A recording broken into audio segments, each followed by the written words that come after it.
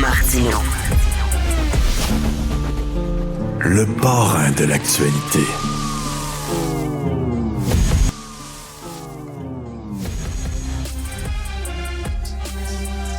Cube Radio. En direct à LCN. Pour une dernière fois cette semaine, on va aller rejoindre Richard Martineau à Cube Radio. Salut Richard. Salut Jean-François. Peux-tu croire, Jean-François, qu'hier, Emmanuel Macron, le président de la République française, a dû prendre la parole pour dire que sa femme n'était pas un homme? T'imagines à quel point c'est humiliant, parce qu'il y a une théorie du complot qui circule en disant que Brigitte Macron, elle est un homme, c'est un homme transgenre. Et là, il y a même une animatrice à la télé aux États-Unis, une proche de Donald Trump, Gadon, je suis donc surpris, qui a dit écoutez, je suis prêt à mettre ma carrière en jeu. Cette femme-là, c'est un homme. Et bon. Et là, Macron, suite à tout ça, a dû sortir en disant ma femme n'est pas un homme. On est rendu là en 2024. Et c'était la même chose pour Barack Obama. Il y a des gens qui disaient il ne peut pas être président parce que pour être président, il faut être né aux États-Unis. Barack Obama est né au Kenya. Et là, c'est parti. Et là, il a dû dire ben voici mon certificat de naissance. Je suis né aux États-Unis. Tu sais, il va falloir bientôt, Jean-François, que tu fasses un point de presse en disant « Je ne suis pas un reptilien. » C'est faux. C'est faux. Je ne suis pas un extraterrestre, contrairement à ce que vous pensez. C'est vraiment... Je voulais pas te relancer, mais j'ai entendu hier une partisane de Donald Trump qui croyait dur comme fer. D'abord que Donald Trump est toujours le président, quoi qu'on en pense, et que Joe Biden est mort, c'est un acteur qui joue son rôle. Elle disait ça aux journalistes sérieusement. Alors vraiment, on est rendu et là. Ce gars-là qui s'entoure de gens comme ça risque de revenir au pouvoir. Hey Richard, tu voulais nous parler d'un programme, on parle souvent de discrimination positive, mais là, il y a un programme de sciences humaines qui permet à des étudiants de premier cycle d'appliquer pour des bourses, mais attention, c'est réservé, en tout cas, on privilégie les personnes racisées. En fait, on dit, pour avoir accès à cette bourse, vous devez vous identifier comme noir. C'est assez particulier. Non seulement vous devez être noir ou prouver que vous êtes noir, mais vous devez vous identifier comme noir. Donc, si un blanc dit « je m'identifie comme noir », est-ce que cette personne-là aurait droit à la bourse? C'est dans la section argent du Journal de Montréal. On comprend tout le monde qu'il y a déjà eu effectivement des injustices et qu'il n'y avait pas une représentation suffisante de personnes de minorité dans des postes de pouvoir, puis dans le milieu de la recherche et tout ça. On comprend ça. Mais là, écoute, le National Post avait sorti une histoire il y a quelque temps. C'est un expert en laser, un des plus grands experts en laser au monde, qui travaille au Canada, qui voulait avoir un budget de recherche pour pouvoir faire des recherches de pointe dans les lasers, qui auraient peut-être eu des impacts, des conséquences importantes sur nos vies. Et on disait, tu ne peux pas avoir ta bourse de recherche parce qu'il n'y a pas suffisamment de gens racisés dans ton équipe de recherche. Et là, il disait, on parle de recherche scientifique. Il dit, moi, je prends les meilleurs.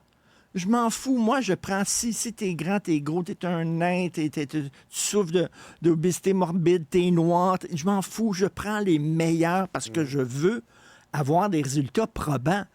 Si plus tard, on arrive à une équipe de recherche canadienne qui a un vaccin contre le cancer, on va-tu dire, sont-tu de la bonne couleur ou pas de la bonne couleur?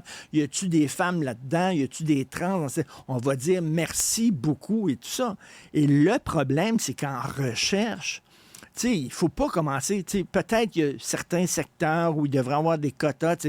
On est content, par exemple, lorsqu'on regarde la télévision, elle est plus diversifiée, la télévision. Tout ça. C'est super, c'est parfait. Dans les films aussi, on donne des rôles importants aux gens de minorité. C'est parfait. Mais en recherche, il y a une chose qui devrait primer, c'est ta connaissance, ton expérience et ton expertise. Et ça vient de finir. Et là, il y a des gens qui disent, ben là, ça me décourage, j'ai le goût d'aller en recherche. Mais là, étant donné la couleur de ma peau, ou parce que je suis un gars, ou etc., j'aurais pas de bourse de recherche, bien, ça me décourage à poursuivre certaines études. Il y a un problème parce qu'on ne corrige pas une injustice avec une autre injustice et certainement pas en sciences. Donc, il faut revenir à la méritocratie, c'est-à-dire prendre les meilleurs Exact. en recherche scientifique. Par ailleurs, une histoire qui a causé la radiation d'un infirmier, parce qu'à cause de la négligence de cet infirmier, je pense que c'était à l'hôpital du Lakeshore, il n'a pas répondu à de nombreux appels à l'aide d'un patient qui est mort, finalement.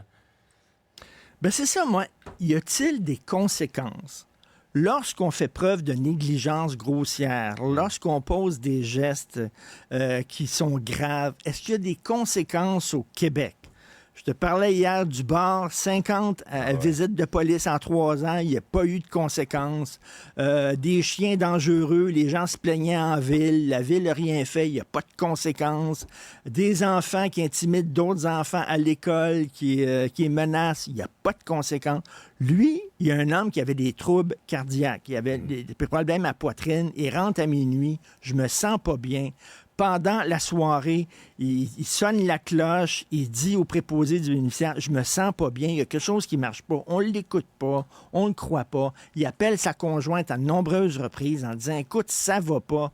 À un moment donné, l'infirmier en question va le voir, écrit sur son rapport, tout est correct, il est parfait, tout ça. C'est pas vrai, le gars, il se sentait mal au bout. Et à un moment donné, on va le voir, on lui donne un aspirine en disant, on va lui donner un Tylenol, c'est tout. L'infirmier en question n'avertit pas le médecin du patient en disant, là, il y a vraiment des changements dans son état, tout ça. Le monsieur est mort. Et le gars est radié, oui, mais pour 5 mois. Pour 5 mois. Je veux dire, c'est une grossière négligence, vraiment. Là, il n'a pas écouté un patient qui était en état de détresse, qui a téléphoné à plus de 14 fois à sa conjointe pendant la nuit en disant, ça ne file pas. Et là, 5 mois, et je reviens à ça, y a-t-il des conséquences lorsqu'on fait preuve de négligence ou lorsqu'on pose des gestes graves? Ça a l'air qu'au Québec, il n'y en a pas. On comprend que le personnel est débordé dans les hôpitaux, mais comme on dit, il y a un bout à tout. Hein. Hey, Richard, passe une excellente fin de semaine. On se reparle lundi. Et même si je fais, je ne suis pas un reptile. Bon, au moins, tu nies les rumeurs. Salut! Oui, je nie les rumeurs.